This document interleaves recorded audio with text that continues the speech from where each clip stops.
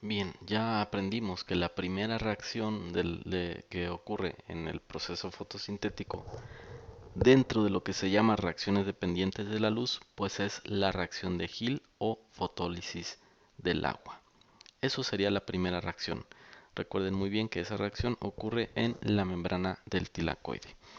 Vamos a continuación a ver qué pasa después de la hidrólisis del agua.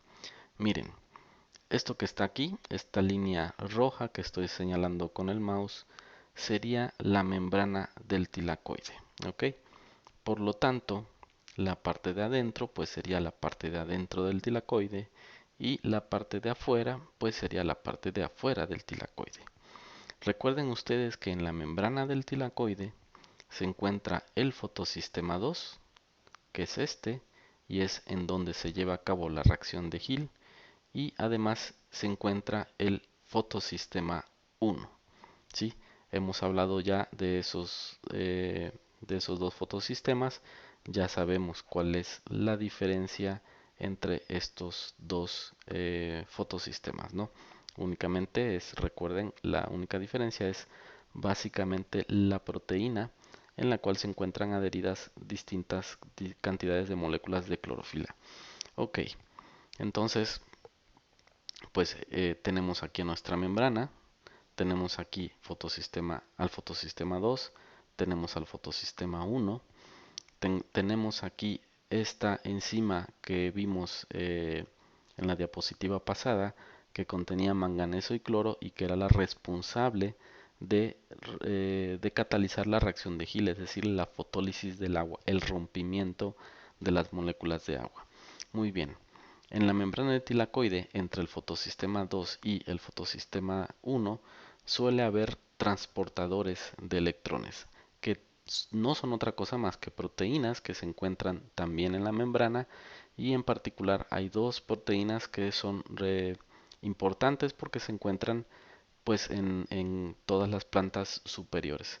Esta proteína que yo aquí le puse PQ en realidad se llama plastoquinona, y esta proteína que está aquí se llama complejo del citocromo. Entonces yo aquí estoy poniendo sus nombres abreviados.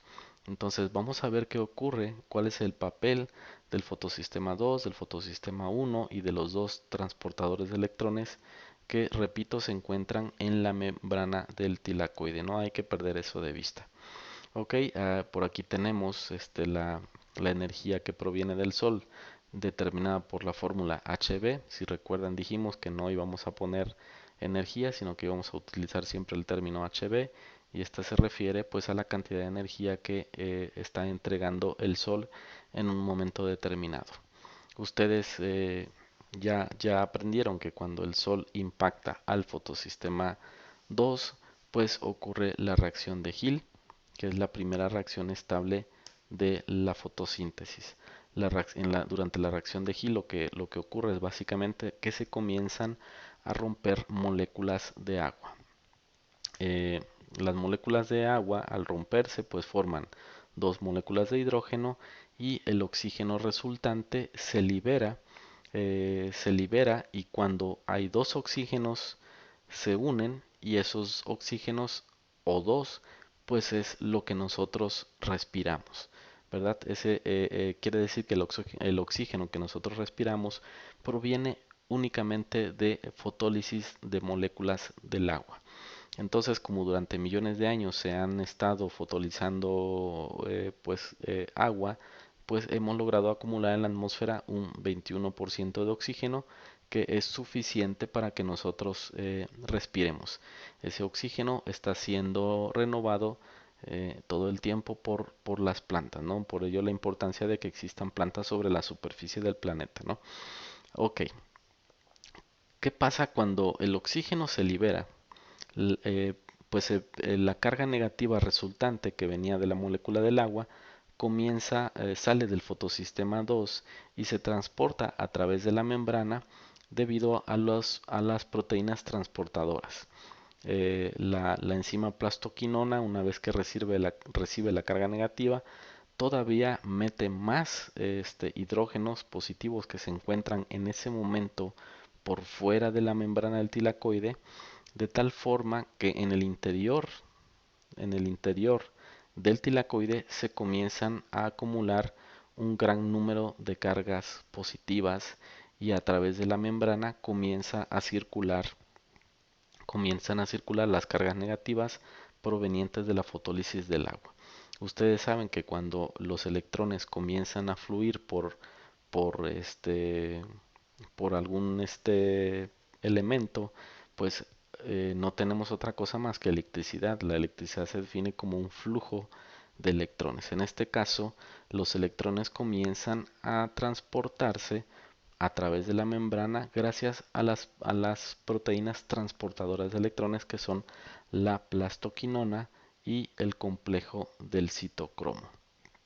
Esa energía eléctrica, esos electrones finalmente llegan al fotosistema 1.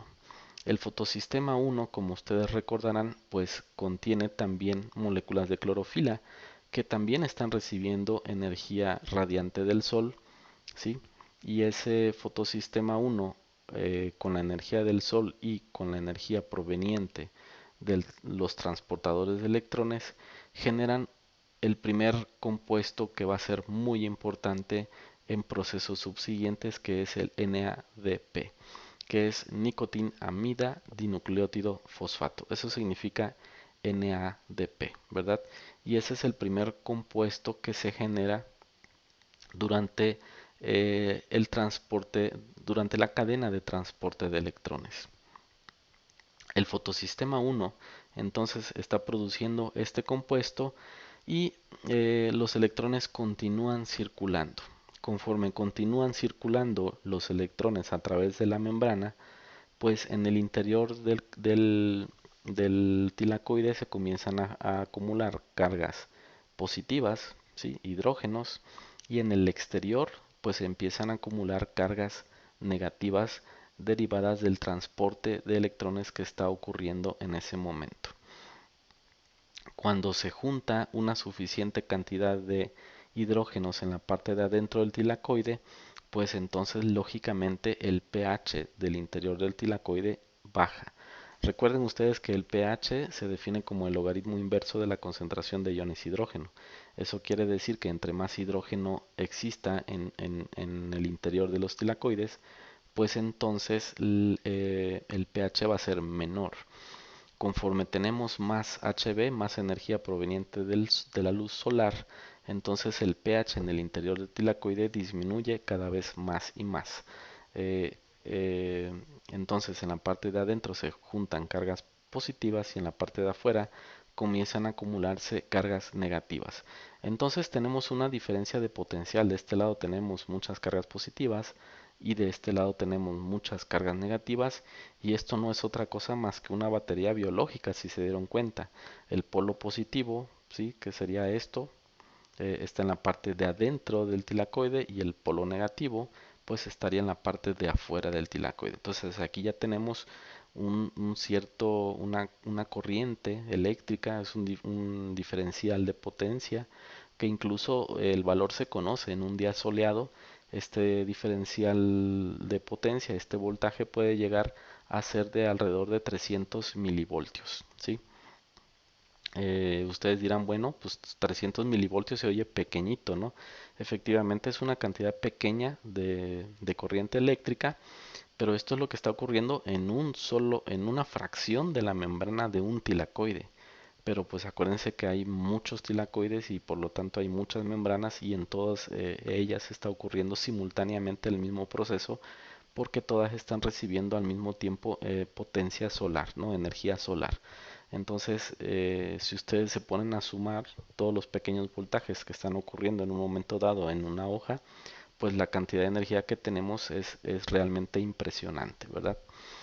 Entonces, bueno, ya tenemos aquí generada una corriente eléctrica, y esa corriente eléctrica va a ser utilizada por una proteína muy importante que también se encuentra en la membrana del tilacoide, que se llama ATP sintetasa.